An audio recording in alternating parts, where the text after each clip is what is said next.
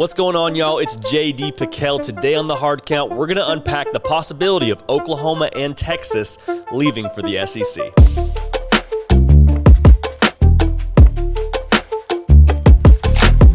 It was reported this week by the Houston Chronicle that the SEC was approached by Oklahoma and Texas about joining their conference. Now, if you've been keeping up with everything going on here at the Hard Count, you might not be as surprised as the average bear. As we mentioned in both our Conference Realignment videos, the potential of Texas having the ability to go on the move. Now, what's surprising to me about this report, what it indicates is that Oklahoma and Texas will make the jump to the SEC together if they do go. So I originally thought maybe Texas would go on their own given their financial prowess, but it looks like it'll either be both schools or neither school making the pivot. So everybody wants to talk about, no, it's going to get blocked by Oklahoma State or Texas Tech can block it or whatever it may be.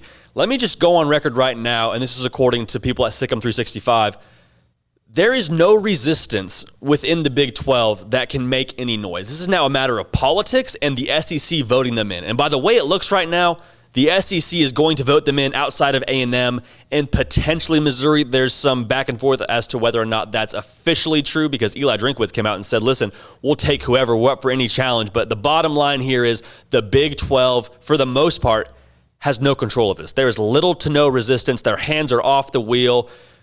This is going to be absolute anarchy. Like, it's coming down to only the SEC voting them in. That's what this comes down to. Politics in the SEC is the only way that this would not happen. So obviously, the underlying thing with all of this right now is money. Money is what runs the show. Money is what dictates all of this. So in 2024, ESPN's deal with the Big 12 is up, and their new deal with the SEC begins. So that could be a potential timeline as to when this would happen. Now, again, talking about money, Texas has the largest revenue in all of college sports, the highest brand revenue in terms of college football, $1.1 billion with the B. Oklahoma not doing too shabby either. They're number 8 in the country in terms of revenue generated by an athletic program. So obviously, there's money to be made for the SEC. The SEC right now is about $40 million behind the Big Ten in terms of the highest grossing conference, which you can't tell me that doesn't matter to the SEC. They want to be the highest grossing conference in the entire country. But for both these programs, both Texas and Oklahoma, they stand to make a little bit more money too. I mean,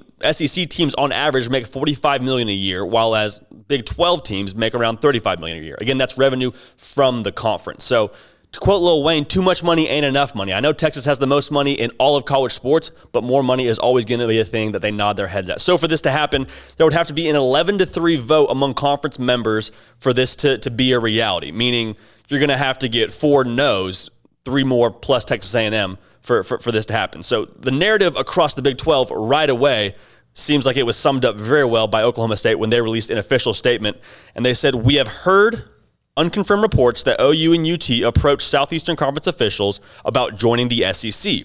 We are gathering information and will monitor closely. If true, we would be gravely disappointed. While we place a premium on history, loyalty, and trust, be assured we will aggressively defend and advance what is best for Oklahoma State and our strong athletic program, which continues to excel in the Big 12 and nationally."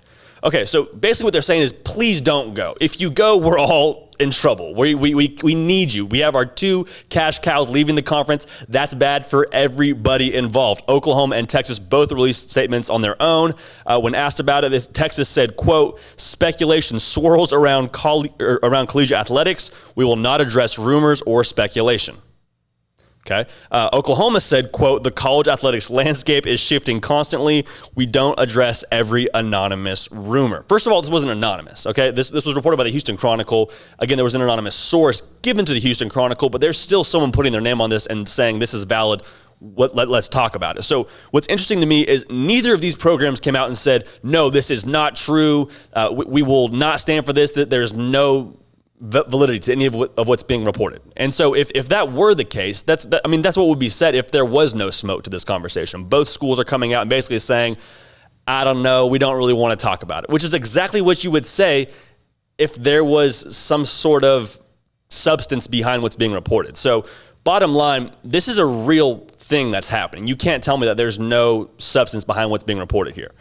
So it's interesting that the SEC came out with a response, or I should say Jimbo Fisher came out with a response when it came up at at SEC Media Days for the Texas A&M head coach. They said, hey, sounds like Oklahoma and Texas want to join the SEC. What do you think about that? And Jimbo Fisher just said, in a very Jimbo Fisher-esque fashion, I bet they would. And I think that's probably how the rest of the SEC feels. I bet they would like to join our conference and be one of us, because obviously the SEC thinks they're all that in a bag of chips, and that's no secret to anybody. What's the most interesting quote to me comes from Mark Emmert, the NCAA president. He says, quote, "Athletic directors see the writing on the wall. They're MBAs and guys who were in advertising. They're not former coaches. They're looking to leverage whatever they can. Football is business and always has been. They just tried to hide behind it as a shield of education."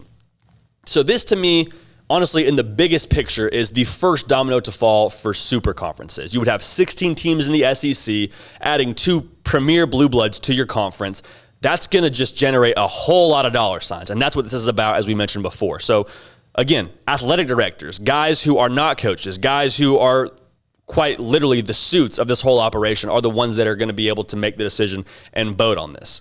So the fact that there's money behind this, I think, is why there's more smoke to this than anything else. So again, have to be 3 more schools outside of Texas A&M to say no to this for this to be a reality. But if you're looking at the SEC, there's more money for everyone to make. Why would you say no to this? If you can get rich, then that's the whole point of this realignment. So reasons for them to go, and that's the first one. Maybe they're able to make more money. Maybe Texas and Oklahoma are able to bring in another, gosh, I don't even want to guess at how many more million a year it would be. But if you can make more money, that's going to be something that causes them to move. Another thing for Texas, the Longhorn Network hasn't exactly been a smash hit. Like, there's been a lot of things that have gone different than expectations would have been for the Longhorn Network. Like, this has kind of been a fail. I don't want to say failure. It's making money, but it hasn't been what people expected.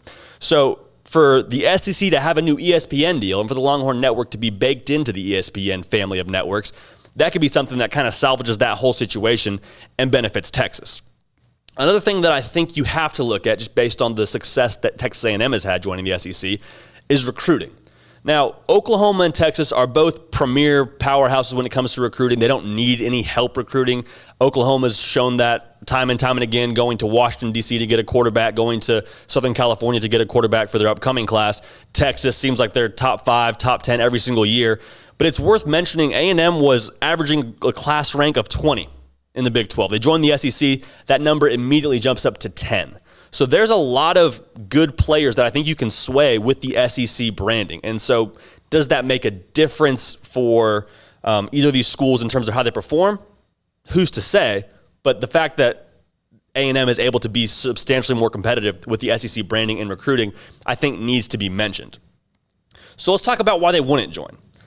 And I guess you kind of go back to, well, they already make a lot of money. And yeah, that's probably true. But is there a reason as to why you wouldn't want to make more money? And I think that the trade-off there is control. Like how much control do you want if you're Oklahoma and Texas? Because right now, you are the biggest fishes in a medium-sized pond that is the Big 12. If you go to the SEC, you are now still big fishes, but you have a lot of other big fish named Alabama, named LSU, named Georgia, named Florida. Like, those brands, I would say, are on the same level as a Texas and Oklahoma. They just are.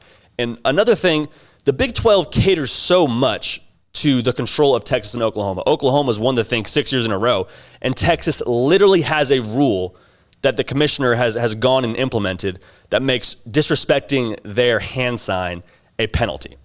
Nowhere else in the country will that fly outside of the Big 12. I think it was Eli Drinkwitz that said at SEC Media Days, I think he asked Sankey, the commissioner of the SEC, and said, hey, is horns down going to be a penalty in the SEC if they do come, if Texas does make the jump to the Southeastern Conference? And Sankey just said resoundingly, no comment. And that's the way it's going to be. Like, Texas won't get Texas treatment in the SEC. Oklahoma won't get special treatment in the SEC. And right now they have a lot of control and a lot of pull in the Big 12 Conference. So to make that jump to the SEC, it's like, well, I guess you can make more money, but you have your hands much less on the steering wheel than you do in the conference right now. And I think the argument also stands, how competitive are you going to be? Now, Oklahoma, I think, could step in and be the number 2 team, potentially number 3 team, depending on how you feel about Georgia when it comes to the college football landscape. But Texas hasn't won the Big 12 Conference more than 3 times. You're going to tell me you're going to go from the Big 12 to the most competitive conference in all of college football and have a chance to win the thing? That has a really hard sell to me. That's a really hard sell to me. And I'm a guy who likes Sark. Like, I am a Sark guy through and through. I think he has a chance to turn the program around.